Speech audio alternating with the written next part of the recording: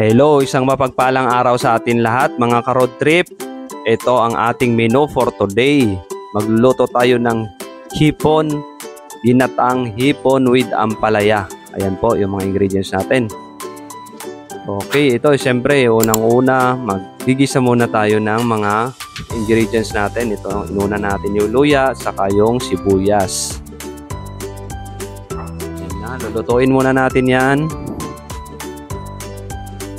Yan. Habang niluluto pala natin yan, magpapasalamat na ako sa mga sumusubaybay sa mga videos natin, sa mga niluluto natin araw-araw. Ayan, maraming salamat sa inyo sa walang sawang suporta sa channel natin, mga ka-road trip. Ito na, yan na, malapit na. Nilagay ko na rin pala yung bawang. Ito, nilagyan natin ng konting oil para maluto yung mga ingredients natin. Na saglit lang to mga ka-road trip. So ito na yung hipon natin kanina.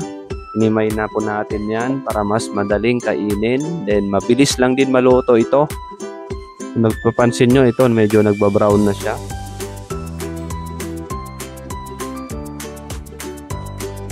Okay, masarap yung hipon na yan. Magandang source of protein kasi seafood siya. Basta wala ka lang allergy sa hipon kasi may mga taong may allergy dyan. So ito, nilagyan ko na ng powderized na paminta. Ayan, para additional na sarap yan. Nakakadagdag rin yan para mawala yung lansa or mabawasan pala. Ito yung turmeric na lagi nating nililagay. Napaka-healthy po na ito. Powderized na luyang dilaw. Ito na, i-mix natin na maayos para lahat ng ingredients ay malagyan po. Ito na yung coconut milk or gata na tinatawag natin. Ayan na. Ihalo na natin yan. Kaya nga pala, ako na mismo yung nag-ano dyan, kaya natural yung gata natin. Yan po mismo yung piniga ko kanina na gata na pinagadgad lang natin na nyug yan. Tapos ako na po yung nagpiga dyan. Ayan, lagyan ko na ng konting asin. Imimix na natin yan. Tansyain lang muna natin yung paglalagay ng asin para hindi naman masyadong maalat. So ito na, kumukulo na po. Ilagay ko na rin pala yung lagi nating hinahalo na ceiling green. Dagdag spicy rin yan sa mga mahilig sa spicy. Then ito na yung talagang panghalo natin dyan. Isang napakasarap na gulay. Ito yung ampalaya. One of my favorite vegetable po yan mga ka-road trip. Yan, masarap yan na may gata na medyo mapait-pait konti. Sa mga nakatikim na nito, shout out sa inyo. Paki-comment naman dyan kung nasarapan kayo sa mga nakatikim na nitong luto na to. Yan, haluin na natin. Actually, napakadaling maluto rin nito. Itong ampalaya na to. Hindi mo kailangan lutong-luto talaga. Actually, ginagawa ko minsan yan. Sinasalad ko lang yan. Nilalagyan ko lang ng suka.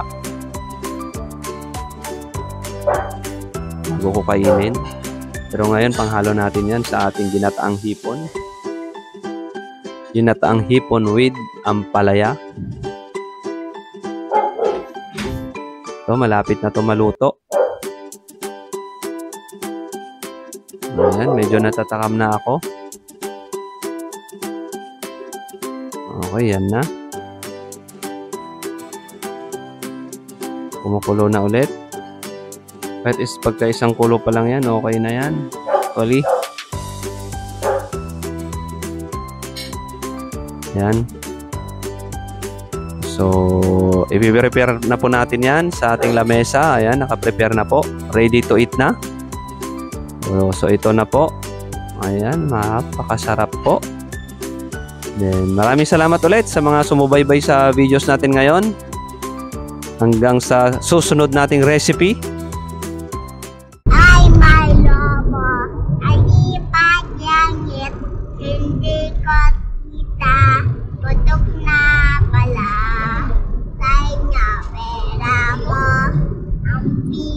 lobo, pakain sana, pakain sana.